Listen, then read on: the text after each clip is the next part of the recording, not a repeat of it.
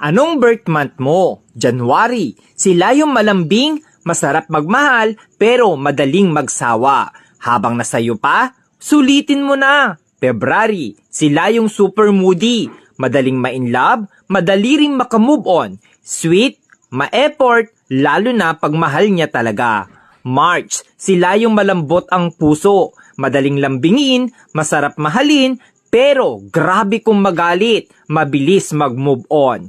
April, sila yung grabe magmahal, todo bigay, todo effort, tahimik pero mainitin ang ulo. Mahilig tumingin sa iba pero ikaw lang mahal niya. May, madaling mainis pero mabilis pasayahin. Maliit na effort mo, natutuwa na. Palaging may love life pero palaging niloloko.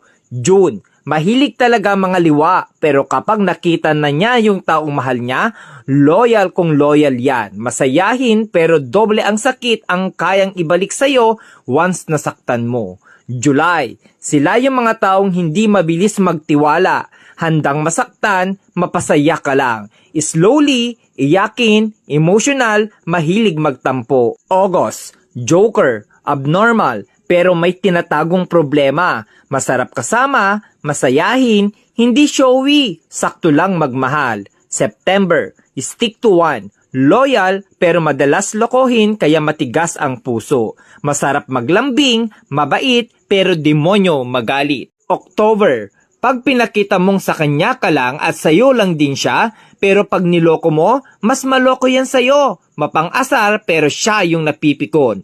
November, hindi mabilis magka-move on sa isang bagay. Marupok, madamdamin, umiiyak ng patago pero kakayanin. December, malibog, joker, mabait, loyal, di ka iiwan, sila rin yung ipaglalabang ka. Hindi sa kanila uso ang salitang suko na.